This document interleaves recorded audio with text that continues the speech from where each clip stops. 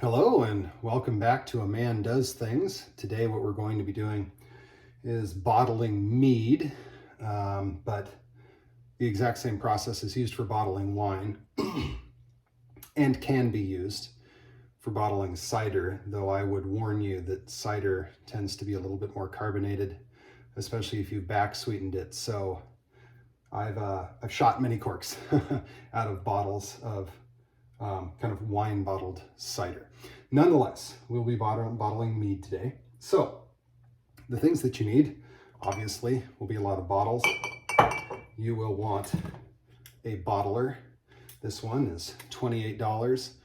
It's 100% adequate for bottling 24 to 48 bottles, in an hour or however. Or you could spend hundreds of dollars on a floor bottler, but that is hundreds of dollars, and it is now furniture. So congratulations, you've added something to your garage. Cheap, small. Okay, for reasons that I will discuss later, you need a pitcher or large drinking vessel. You will want some heavy-duty rubber gloves that are elbow length, because we're going to be working with some pretty intense sanitizer and it will chap your skin something crazy. You're going to want a spare bucket to be your sanitizer bucket. You're going to want an auto siphon with rubber hose here. And you're going to want a bottling wand. The bottling wand is specific because it has a depressible tab here at the bottom. When it depresses, it shoots the fluid out the side. And when it is not depressed, theoretically, it prevents any from coming out. But we'll see there's slight exception to that. Furthermore, corks. I bought these on Amazon. I would not do it again. They are low quality and they're permeable. Given enough time, a molassesy type substance starts to squeak out the end of the cork. That takes about a year, so if you're going to drink it quick, no problem. Other than that, just go to your local homebrew shop and ask the person there for the right kind of cork and buy whatever they say, because these are cheap and they're garbage. Obviously, I'm not sponsored by Amazon. Okay, and then of course, obviously, you will need a giant bucket of whatever it is you're going to be bottling. Last but not least, you're going to want some Star San sanitizer. It is it's a food grade sanitizer. A little bit expensive, as you can see, but then you can get the bottle refilled for something like $5. At least you can at most homebrew places. This is a food grade acid sanitizer.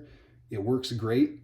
You can get it into the mead or the wine. It won't damage it any as long as it's in small amounts, but it will blister your skin. So gloves. Okay, let's set up and pick up from there. Okay, and here we are.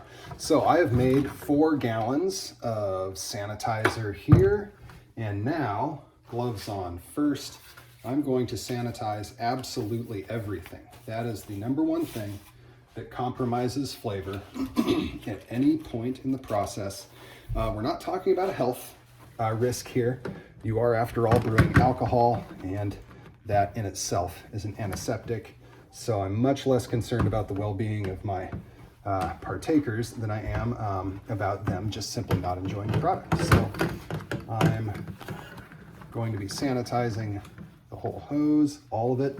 Whilst I am doing this, I'm, of course, sanitizing my gloves. The great thing about Star San is that anything that the foam even touches is sanitized.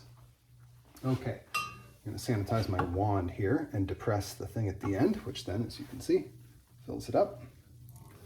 Okay. All right. Sanitize my pitcher here. Yep. All right. Sanitize the bottler.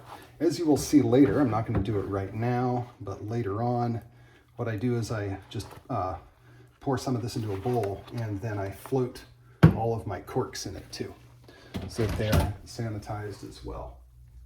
Now what you want to do is you want to sanitize the inside and outside of every single bottle that you're going to use, especially if you recycle bottles like I do. So I don't know if the video is going to show it, but there's some purple film in there from the last time. Oh, there you go. There's a nice purple spot. So again, perfectly fine if you sanitize it. So I'm going to sanitize all these bottles, and then we'll be right back and pick up where we left off. Okay, so now, as you can see, I've sanitized my bottles. I've got them all lined up. I've got my auto siphon sanitized. It's in the Mead. I've got the wand attached to the end of the tube. And now I need to get the auto siphon primed and ready to go before we can start filling. So anyhow, I said you needed a large drinking vessel. Something like this helps keep the wand upright. The wand will be under enough pressure that it will drip the entire time. If the trigger at the end is depressed, then it will spray, but it will drip no matter what. So as you're working on things or between tasks and what have you, you really do want a place that you can just kind of, it'll slowly fill up over the course of you leaving it there, but it will not make a mess. So this is the only tricky part in this entire thing. And that is that I need to simultaneously depress the wand and start the auto siphon. There it is. Simple as that. Okay, so now I'm going to let that go a little bit. All right, so let's get to it. We're going to start filling bottles here. So I put a hose brake on here, hose clamp anyhow, because even though I have it at an angle in here, even the slightest depression of the trigger starts a longer leak, if you can kind of see that there. So anyhow, let's show you real clear. So as you can see, there's still some bubbles inside the glass. That's perfectly fine. Again, this is food grade sanitizer. Bubbles will certainly not hurt you as long as you're not chugging the stuff. You're going to be just fine. So open up my hose clamp here, as you can see. And now, there we go. Oh man, doesn't that look good? Oh boy. Cherry mead. Cherry honey wine. Smells good too.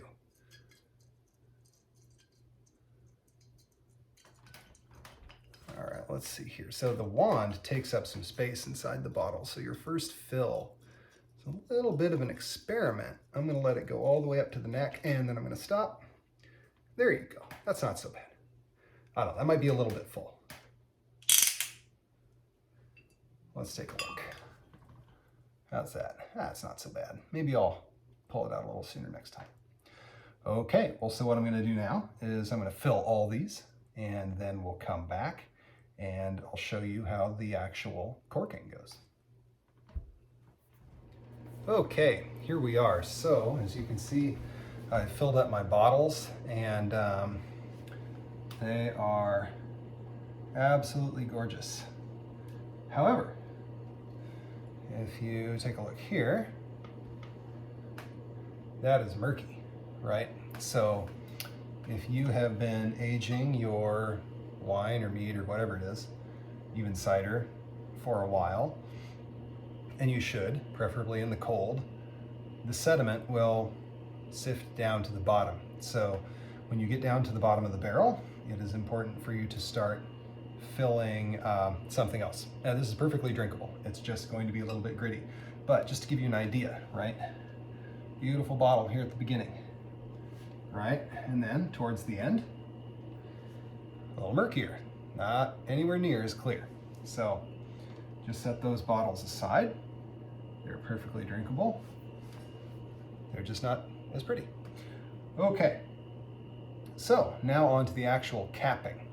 And as you can see, I'm on top of a towel here. That's not because this is necessarily messy. I mean, heck, it's a white towel.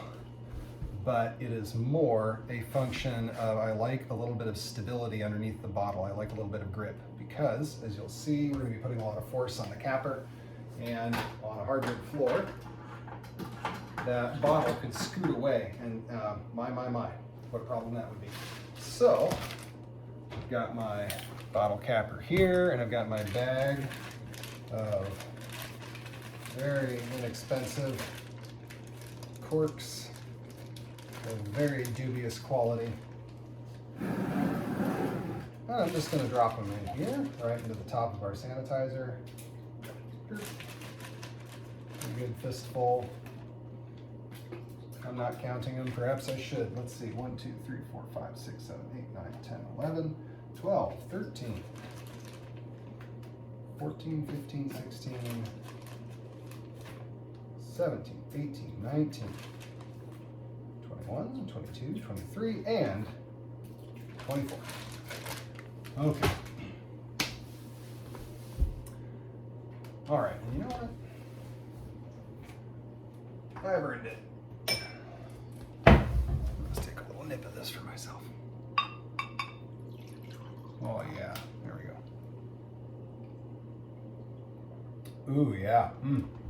Okay, so if the bottom of the barrel tastes good, it's only gonna get better. All right. So, wetting the corks serves a couple of purposes. Most obviously, it sanitizes them, and we do want this to be very sanitary, but secondarily to that, and you know, that is a big old bucket of hand sanitizer. Well, it's not hand sanitizer, but it will sanitize the heck out of my hand. So I'm going to fish them out of there with my rubber glove here. Moistening the cork also serves as a way to kind of lubricate it as it is shoved through that aperture in there. But here we go, we want to seat the cork so it's nice and straight up and down. Put my wrapper there, and then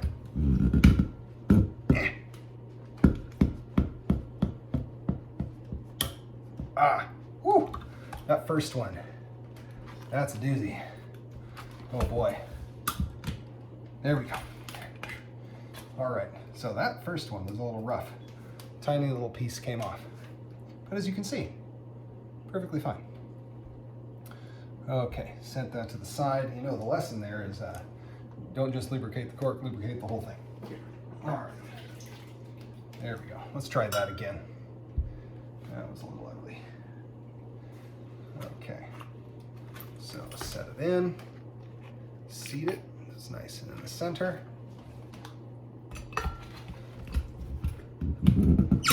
Aha, there we go. Look at that, right down there flush with the glass. The other one, not quite as a good job, but that's okay. I'm an amateur after all.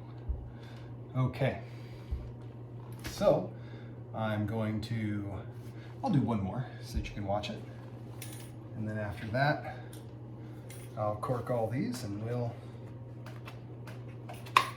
reconvene on camera. So there we go. Nice squeak. Beautiful. Okie dokes. Okay, so there we are. I have bottled 24 bottles of beautiful looking cherry mead. It was easy, start to finish. That took me a little over half an hour, maybe 40 minutes, something like that. And if you liked it, hit the like button. If you didn't like it, hit the didn't like button. I'm a man, and I just bottled mead, and so can you. In my next video, which I will do here in just a hot minute, I will show you how to put shrink wraps on the top of your bottle so it gives it a nice aesthetic. And at the same time, if you do end up having a slightly leaky cork, that'll keep it in there. All right, well, thank you all for joining me.